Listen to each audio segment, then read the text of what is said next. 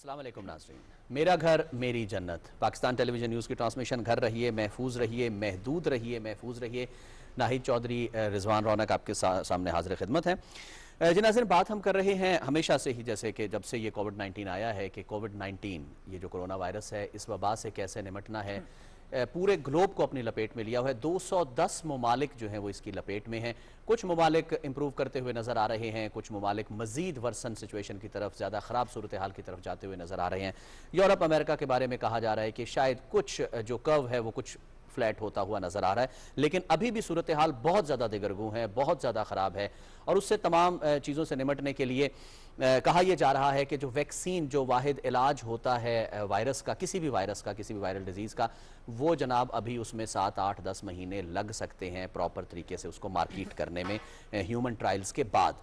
तो मीनवाइल जब तक वैक्सीन नहीं आती तो क्या अपने आप को छोड़ दें कोरोना वायरस के रहमो करम पर? क्या तबाह होने दें बस्तियों को? क्या लोगों को मरने दें?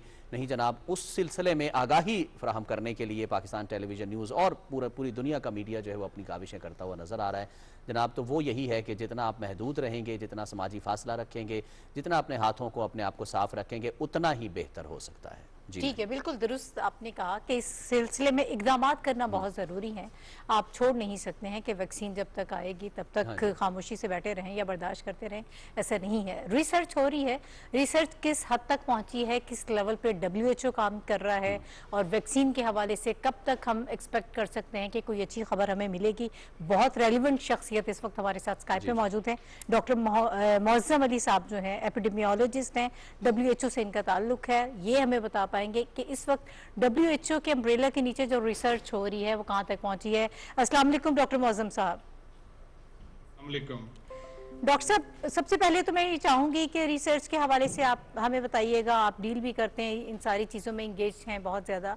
तो इस वक्त WHO जो है जिस कोलैबोरेशन के साथ, जिन इदारों के साथ रिसर्च कर रही है, वो किस लेवल पर पहुंची है, क्या हो रहा है, मैं ये चाहूंगी कि आप हमें बताएं कि इस वक्त किस लेवल पे काम हो रहा है। जी देखिए, इस वक्त एक मेजर इनिशिएटिव है जिसे हम कहते हैं सॉलिडेरिटी क्लिनिकल ट्रायल फॉर कोविड-19। ये ऑर्गेनाइज कर रहा है WHO, जिसे कोलैबोरेट कर रहा है ग्लोबली। और इसका मेन मकसद ये है कि जॉइंटली, क्योंकि बहुत सारे कंट्रीज मल्टीपल ट्रायल कर रहे हैं इस वक्त, मल्टीपल रिसर्च प्रोजेक्ट कर रहे हैं, लेकिन उसमें प्रॉब्लम ये होता है कि कई दफ़ा सैंपल साइज छोटा होता है पॉपुलेशन का जो इस क्लिनिकल ट्रायल में एंटर होते हैं, और कई दफ़ा वो उनको प्रॉपर फॉलो नहीं कर सकते, जिसकी वजह से कई पेशेंट्स ऐसे होते हैं कि ड्यूरिंग द ट्रायल वो छोड़ जाते हैं। तो अल्टीमेटली टोटल सैंपल साइज जो होता है क्लिनिकल ट्रायल का वो बहुत छोटा हो जाता है। तो इस ट्रायल से ये हो रहा है, जो हमने WHO ने मार्च 18 को लॉन्च किया था, कि बहुत सारे कंट्रीज को हम इकट्ठा कोलैबोरेट करके जॉइंटली ये रिसर्च हम कर रहे हैं, जिसमें कॉमन डाटा कलेक्शन टूल्स हैं और रिसर्च क्वेश्चन हमारा कॉमन है, जिसके जरिए हम देखना चाह रहे हैं कि हमारे पास सैंपल साइज बड़ा हो जाए, तमाम कंट्रीज का डाटा इकट्ठा करके, और एक एविडेंस इतना स्ट्रांग हो जिससे हमें पता लग सके कि जो ड्रग्स हैं उनमें से कौन सी इफेक्टिव है और कौन सी प्रॉपर काम कर रही है। तो एज ऑफ रिसेंट तकरीबन 100 कंट्रीज हैं who are working together with WHO to find effective therapeutic as soon as possible. तो अभी जो है इसमें आपको थोड़ा सा बताते चलूं कि इसमें सॉलिडेरिटी ट्रायल जो है इसके 4 कंपोनेंट हैं। और बेसिकली चूंकि पेंडेमिक ऐसी सिचुएशन है जिसमें हमारे पास टाइम सबसे बड़ा चैलेंज होता है, क्योंकि हमें immediately as soon as possible एक ड्रग या वैक्सीन हमें लेके आनी होती है ताकि हम पॉपुलेशन तक पहुंचाएं फॉर इफेक्टिव ट्रीटमेंट। तो इस वक्त जो मेन हमारा क्लिनिकल ट्रायल का मकसद है कि जो एग्जिस्टिंग ड्रग्स हैं उनको हम रीपर्पज करें। फॉर एग्जांपल, अभी हमारे पास कई ऐसी ड्रग्स थी जो ऑलरेडी एंटीवायरस के लिए, एंटीवायरल ड्रग्स ऑलरेडी अवेलेबल थी, उनको हम देख रहे हैं कि वेदर इट इज पॉसिबल कि ये कोविड-19 के लिए भी इफेक्टिव हो सके। अब उसमें 4 ड्रग्स हैं जिसको आजकल करेंटली हम ट्रायल में देख रहे हैं, सॉलिडेरिटी ट्रायल जिसे मैंने आपको बताया, जिसमें एक रेमडेसिविर है जो कि बेसिकली इस्तेमाल हुई थी इबोला पैंडेमिक के लिए, एबोला ट्रीटमेंट के लिए। उसके अलावा मर्स और सार्स के लिए भी इसे हम पहले यूज करते रहे, इसको इसमें रखा है। और ये वही ड्रग है, आपको मैं बता दूं, जो जिस पे आजकल अमेरिका में भी ट्रायल हो रहा है और जिसके बारे में कहा जा रहा है कि ये इसके रिजल्ट कुछ पॉजिटिव आना शुरू हो गए हैं। लेकिन at this point in time जब तक तमाम और सेंटर्स के रिजल्ट नहीं आ सकते, WHO इसको फिलहाल एंडोर्स नहीं कर सकता, क्योंकि एक जगह के ट्रायल के रिजल्ट आने से हम उसको ये नहीं कह सकते कि इट इज ग्लोबली इफेक्टिव। सो एक तो ये, दूसरा जो आम है या दूसरी जो ड्रग है लोपिनाविर है, ये बेसिकली यूज होती थी HIV की ट्रीटमेंट के लिए। ये भी हम देख रहे हैं कि वेदर ये कोविड-19 में यूटिलाइज हो सकती है कि नहीं। फिर एक आम जिसमें हम देख रहे हैं इंटरफेरॉन बीटा 1A, और एक फोर्थ आम है जिसमें हम देख रहे हैं क्लोरोक्वीन या हाइड्रोक्सी क्लोरोक्वीन, जो कि मलेरिया और रिमेटोलॉजी की कंडीशंस के लिए इस्तेमाल होती थी। इसको भी हम देख रहे हैं कि ये कोविड-19 के लिए इस्तेमाल हो सकती है कि नहीं। ये एग्जिस्टिंग ड्रग्स हैं। सो अभी अगर आप मुझसे पूछेंगे अभी क्या स्टेटस है, तो एट दिस स्टेज अभी हमारे पास सफिशिएंट एविडेंस नहीं है। रिजल्ट आ रहे हैं हमारे पास मुख्तलिफ कंट्री से। मैंने आपको बताया इसका तकरीबन 100 कंट्रीज हैं जो हमारे साथ क्लिनिकल ट्रायल में शामिल हैं, और जैसे जैसे रिजल्ट आ रहे हैं हम उनको कंपाइल कर रहे हैं, डाटा देख रहे हैं कि क्या उनके रिजल्ट्स हैं, किस तरह हुए हैं। जी डॉक्टर साहब, आपने कहा कि अभी मतलब डेफिनेटली उस तरह से नहीं है। Wishing you all the best at the very outset. ये जरूर जरा शेयर कीजिएगा कि पैरामीटर क्या होता है। जैसे आपने कहा ना कि अभी उस तरह से सक्सेस जो है वो हम क्लेम नहीं कर सकते हैं, पैरामीटर क्या होगा उस सक्सेस का? आपने कहा कि मुख्तलिफ कॉन्टिनेंट्स में, मुख्तलिफ ब्रीड्स में भी डिफरेंट हो सकता है। अमेरिका में कामयाब हो सकता है तो जरूरी नहीं है कि एशियन कॉन्टिनेंट या हॉट क्लाइमेटिक रीजन्स में भी वो कामयाब हो। तो क्या पैरामीटर ऐसा रखेंगे आप या रखा गया है WHO की तरफ से कि ये फुलफिल हो जाता है तो दैट्स ऑल? देखिए, वो तमाम जब डाटा हमारे पास तमाम कंट्री से आता है तो हम दो चीजें मेन देख रहे हैं। हम पहली चीज ये देख रहे हैं कि क्या ड्रग डिजीज प्रोग्रेशन को स्लो करती है, नंबर 1, और नंबर 2 क्या वो इंप्रूव करती है सर्वाइवल रेट को। ये दो चीजें हम देखते हैं मेनली। अगर हमारे किसी ड्रग में हमें ये एविडेंस मिलता है after pooling all the data from different countries, different settings, जिसमें आपको ज़हन में होगा कि ये भी आपने सुना होगा कि इसके बहुत सारे वेरिएंट्स हैं इस वायरस के डिफरेंट कंट्रीज में। एशिया में डिफरेंट है, अमेरिका में डिफरेंट है, यूरोप में डिफरेंट है। तो वी आर ट्राइंग टू सी कि ये तमाम जो डिफरेंट ड्रग्स हम इनको दे रहे हैं, इसमें सर्वाइवल रेट पे इसका क्या इम्पैक्ट है और क्या ये डिजीज को प्रोग्रेशन को स्लो करता है कि नहीं। जैसे ये दो चीजें हमारे पास क्लियर होती हैं, then we are in a position to say कि हाँ ये ड्रग जो है इफेक्टिव है कंपेयर टू अदर ड्रग्स। ठीक है डॉक्टर साहब, ऑक्सफोर्ड यूनिवर्सिटी की तरफ से जो रिसर्च सामने आ रही है और ये क्लेम भी किया जा रहा है कि शायद सितंबर तक वो अवेलेबल होगी और पब्लिक जो है उसको इस्तेमाल कर सकेगी, लाखों लोग इस्तेमाल करेंगे। सर उस हवाले से बता दीजिएगा, क्या ये इसी कोलैबोरेशन का हिस्सा है जो WHO के साथ मिलकर काम किया जा रहा है? और जो प्लेटफॉर्म यूज कर रहे हैं चैडॉक्स, वो भी कहते हैं कि बहुत ऐसा प्लेटफॉर्म है कि जो बहुत मोतबर है, जिसपे ये सारा काम हो रहा है। कुछ बता पाएंगे? आपने कौन सी यूनिवर्सिटी का नाम दिया, मैं सुन नहीं पाया। Oxford university sir. अच्छा जी, उसमें जो सॉलिडेरिटी ट्रायल का मैंने आपको जिक्र किया, उसमें एक कंपोनेंट जो है that is solidarity vaccine trial. Okay. अच्छा, वैक्सीन ट्रायल जो है इसमें तकरीबन 120 वैक्सीन, ये भी WHO कोऑर्डिनेट कर रहा है। ओके। इसमें करंटली जो हमें प्रपोज की गई वैक्सीन वो थी तकरीबन 120 ऑल अक्रॉस द वर्ल्ड। और फिर उसके बाद इसकी लैंडस्केपिंग एक्सरसाइज की कि उनकी टाइप क्या है और किस तरह उसके कंपोनेंट हैं और इसका क्या मैकेनिज्म ऑफ एक्शन है। और उसमें से फिर अभी जो करंटली 6 वैक्सीन हैं जो क्लिनिकल इवेल्युएशन फेज में हैं। Okay. और 70 वैक्सीन ऐसी हैं जो प्री क्लिनिकल फेज में है। तो बेसिकली मैं इसको समराइज ये कर दूं कि इसमें 6 वैक्सीन ऐसी हैं जिनमें पोटेंशियल है कि वो इफेक्टिव हो सकें जैसे ही उनके रिजल्ट हमारे सामने आएंगे।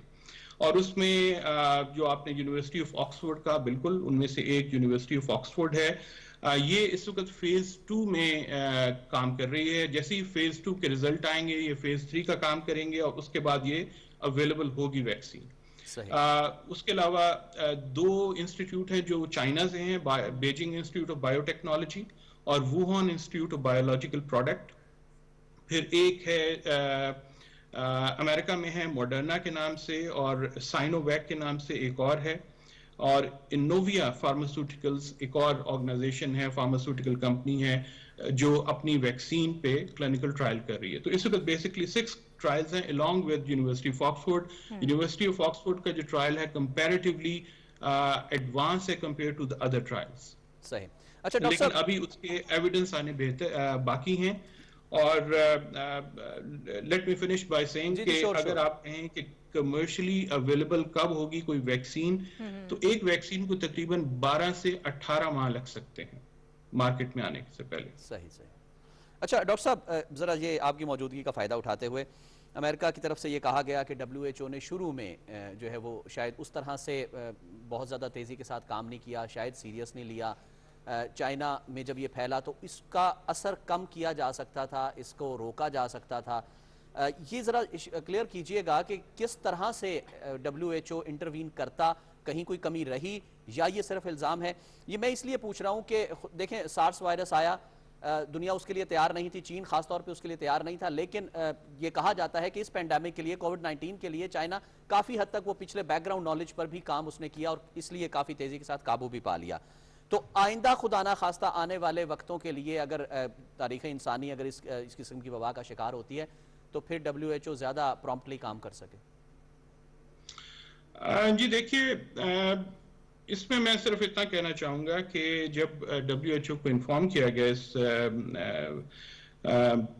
इस एपिडेमिक का at that point in time, China जब इन्फॉर्म किया लेट दिसंबर में, in the first week of January WHO ने इमीडिएटली उनके साथ कांटेक्ट किया, मिनिस्ट्री ऑफ हेल्थ के साथ, और उसके बाद वहाँ अपनी टीम्स वगैरह भी भेजी जनवरी के महीने में। जब लेट दिसंबर में इन्होंने बताया था, जब हमें पहली दफ़ा इन्फॉर्म किया गया, और बाय जनवरी 13 इसको हमने disease of international concern declare कर दिया जनवरी 30 को। तो उसके बाद हम regularly ministry of health China के साथ रेगुलर इन टच में थे, और WHO के जो ऑफिशियल कम्युनिकेशन ऑफिसर हैं और जो WHO के डायरेक्टर जनरल हैं, वो भी बड़े रेगुलर बेसिस पे इन्फॉर्म कर रहे थे चाइना और बाकी तमाम लोगों को ग्लोबली कि इसकी स्टेटस क्या है और कहाँ तक डिजीज पहुंच रही है और उसके क्या चैलेंजेस हैं इस वक्त। तो बहरहाल मैं सिर्फ इतना ही कहना चाहूंगा कि WHO ने अपने तरीके से पूरा काम किया था, ठीक है, और इन्फॉर्म करती रही। अब कौन कंट्री इसको इमीडिएटली सीरियस ले रहा है और कौन सा कंट्री ऐसा था जिसने इस पे तमाम डिटेल स्टेप्स लिए, दैट्स अ डिफरेंट डिबेट जिसमें मैं अभी फिलहाल जाना नहीं चाह रहा। ठीक है डॉक्टर साहब, आपने कहा कि 12 से 18 माह लगते हैं किसी भी वैक्सीन को आने में, तो जब ये ट्रायल्स कंप्लीट हो जाते हैं, FDA US एजेंसी है या दीगर एजेंसीज या फिर WHO इसको अप्रूव करता है, सर ये क्या तरीकाकार होता है, क्या क्राइटेरिया होता है, किन चीज़ों को चेक किया जाता है, ये जो स्टेप है इसमें कितना टाइम लग जाता है? एक और चीज़ मैं आपसे चाहूँगी कि उसको भी अगर हम थोड़ा सा रिलेट कर लें कि लैटिन अमेरिका में जब जीका एपिडेमिक थी उस पर भी रिसर्च में आप इंगेज थे, उस पर भी बहुत सारा काम हुआ, क्या वहाँ से भी कुछ फ़ायदा उठाया आप लोगों ने जब ये रिसर्च की है कोविड-19 के हवाले से? कुछ ऐसी चीज़ भी है? जी देखिए, जीका एपिडेमिक जो था उसमें आपको मैं जिस तरह जिक्र किया उसमें हमने इमीडिएटली रिसर्च एंड डेवलपमेंट का एक ब्लूप्रिंट डेवलप किया था कि इसमें हमने डायग्नोस्टिक पे काम करना है, इसमें हमें इमीडिएटली कम्युनिटीज़ के साथ काम करना है टू क्रिएट अवेयरनेस। इसके अलावा हमें रिसर्च का एक काम हमने इमीडिएटली डेवलप किया, और उसके अलावा एक काम हमने डेवलप किया पॉलिसी रिलेटेड इश्यूज, जिसमें हम गवर्नमेंट को एडवाइस कर रहे थे, टेक्निकल एडवाइस कर रहे थे कि how to manage and how to mitigate जो जीका एपिडेमिक की वजह से चैलेंजेस आ रहे थे। हमने सेम अप्रोच इसमें भी रखी है। बिल्कुल सेम अप्रोच इसमें भी रखी है। And wishing you all the best. Doctor Mauzam Ali WHO से ताल्लुक था, एपिडेमोलॉजिस्ट थे, माहिर मुताद्दी अमराज, जिनेवा से हमारे साथ मौजूद थे। बिल्कुल नाज़रीन, बराह रास्त ट्रांसमिशन है, फौरी खबर इस वक्त आपसे शेयर करनी है।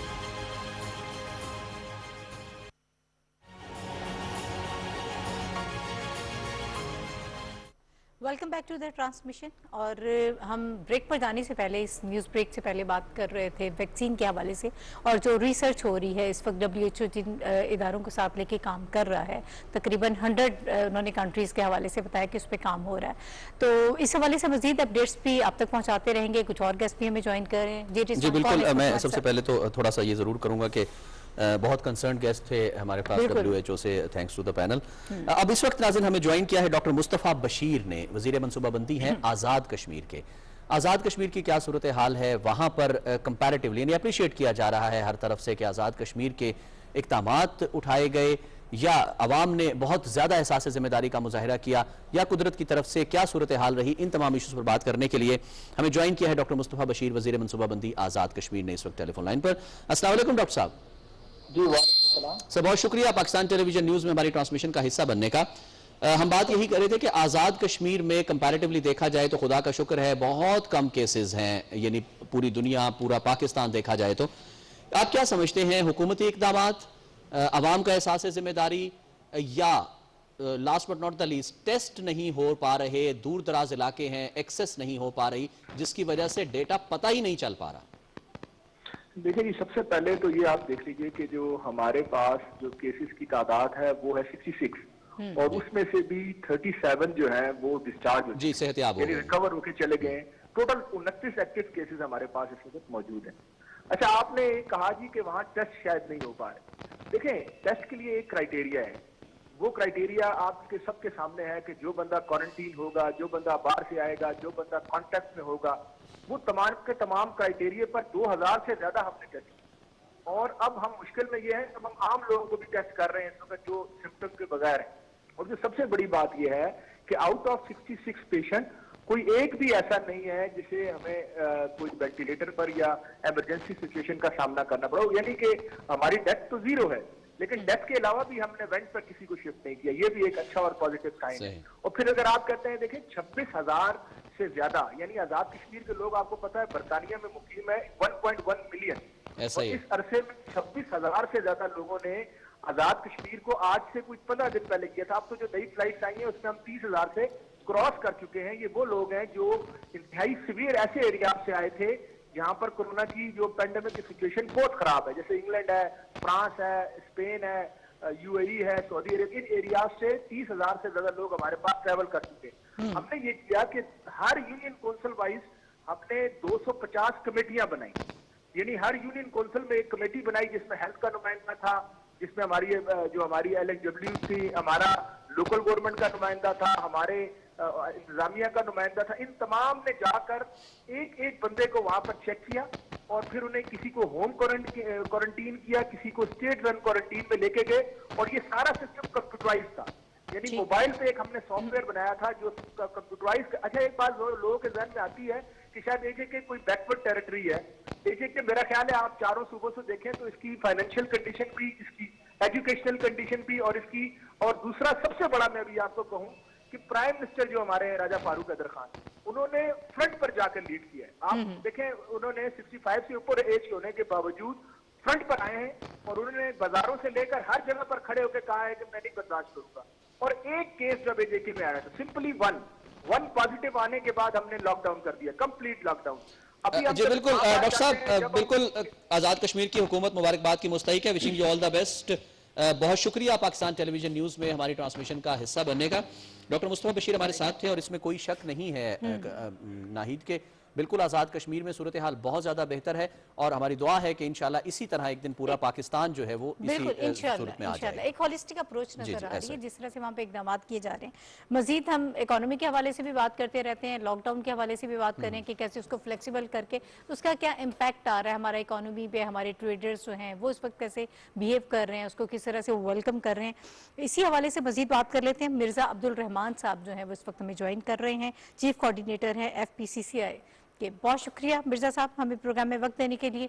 सबसे पहले तो मैं आपसे ये जानना चाहूँगी कि लॉकडाउन को फ्लेक्सिबल किया गया, फिर रमज़ानुल मुबारक के हवाले से ज़रा उसमें भी फिर काफ़ी तब्दीलियाँ आई, जो प्रोटोकॉल्स गवर्नमेंट की तरफ से जो SOPs तय किए गए थे, पहले तो ये बताइएगा कि किस हद तक उस पर अमल दरामद हो रहा है और जो रिलीफ इस वक्त मिला है उसको आप कैसे देखते हैं, उसका क्या इम्पैक्ट आ रहा है? बिस्मिल्लाहिर्रहमानिर्रहीम। जहां तक वास्ता है आपकी इस बात का कि हुकूमत ने ताजरों को जो पैकेज दिया है वो क्या है, अभी हमारे प्रेसिडेंट साहब जो फेडरेशन के मियां अंजम निसार, वो यहाँ आए हुए थे 2 रोज पहले। यहाँ पे 4th पार्लियामेंट की कोरोना मीटिंग थी, उसमें ये सारी बातें हुई हैं जिसमें हमने कहा है कि ताजरों को रिलीफ के बारे में। उसमें हुकूमत ने काफ़ी मुस्बत बातें हुई, हमारे प्रेसिडेंट साहब की काफ़ी बातें जो बिजनेस कम्युनिटी के हवाले से FPC से वो मानी गई। उसमें हुकूमत ने हमसे ये वादा किया कि छोटे ताजरों के साथ उनके जो उनके यूटिलिटी बिल्स हैं उनमें रियायत की जाएगी। इसी तरीके से उन्हें SME से कर्जों के मामले में छूट दी जाएगी, थोड़े मार्कअप के साथ कर्जे दिए जाएंगे। इसी तरह बड़ी इंडस्ट्री के बारे में भी काफ़ी रिलीफ की बातें हुई। अब बात यह है कि हमारे कुछ ताजर भाई जो है वो छोटे लेवल पे वो इस मानने के लिए बाद में तैयार नहीं है। वो ये कहते हैं कि हमें 3 माह का जो रेंट है वो भी माफ किया जाए। अब बात यह है कि छोटे ताजर जो है उनकी दुकानों के जो मालिक हैं वो भी छोटे हैं, इतने बड़े नहीं हैं। हो सकता है उनमें अक्सरियत ऐसी है जो कि मुल्क में इस हालात में है कि वो यही किराया लेकर उनके घर का चूल्हा चलता है। अब वो तो किसी तरीके पे माफ करने के तैयार नहीं होंगे। हाँ, जो यहाँ पे बड़े बड़े हमारे शॉपिंग मॉल्स हैं उनको अगर इस बात पे मजबूर किया जाए कि वो इसमें कुर्बानी दे और वो कम करे, उस तरीके से ये होगा कि उनके कम करने से जो बाकी शॉपिंग मॉल जो बड़े ताजर हैं जिनके बड़े प्लाजे हैं उनको लैंडलॉर्ड जो है वो उनमें रिलीफ देंगे तो उनसे फायदा मुमकिन है। अब बात यह है कि जहाँ तक हमारे लॉकडाउन का तल्लक है, ये ताजर कहते हैं कि ये हमें सहूलत दी जाए कि भाई कि हम जो कारोबार कुछ मखसूस टाइम दे दे उस पर करें। अब बात यह है, ताजरों की बात भी ये सही है, लेकिन अफसोस के साथ कि हमारे बड़े बड़े जो यहाँ पे शॉपिंग मॉल हैं उन्होंने अपने बाहर सैनिटाइज करने के कोई खास इंतजाम नहीं किए हुए, सिर्फ उन्होंने डब्बे बना के रखे, उनके अंदर कुछ भी नहीं है। कोई लोग किधर से अंदर जाता है, कोई के अंदर, उन्होंने अंदर अपने शॉपिंग मॉलों में फीते लगाए हुए हैं कि इधर नहीं जा सकते, लेकिन जब अंदर बंदा जाता है वो सारी चीजें खरीदता है, वो कॉस्मेटिक्स भी खरीदता है, ग्रोसरी भी खरीदता है, इसके अलावा जो जितनी भी चीजें गारमेंट्स भी लेता है, हर चीज, उसके लिए कोई पाबंदी नहीं बन रही है। होना ये चाहिए, अगर छोटे ताजरों को आपने उनकी दुकानों को पक्का बंद कर दिया है, उनको नहीं करे, तो बड़े जो माल है उन पे तो उनके दोबारे नहीं आ रहे हो गए, उनमें तो इतना रश है जिसकी याद कोई नहीं। इसी तरीके से हमारे यहाँ पे कई ऐसे जिम है जो कि शाम को और खुलते हैं और वहां पे भी कोई नहीं जाता, और क्योंकि बड़े हैं वो उन्होंने खोल लेते हैं, लाइटें बाहर से बंद होती है, अंदर जिम चल रहे होते हैं। इस किस्म की जो चीजें हैं, मतलब अगर आपने लॉकडाउन करना है तो गरीब का तो वैसे ही बेचारे का चूल्हा बंद है, गरीब के लिए भी आप सहूलतें दें। गरीब को अगर लॉकडाउन करना है तो गरीब को उसके बदले में उसको कोई मुनासिब मुआवजा दें या मुनासिब उसको छूट दें।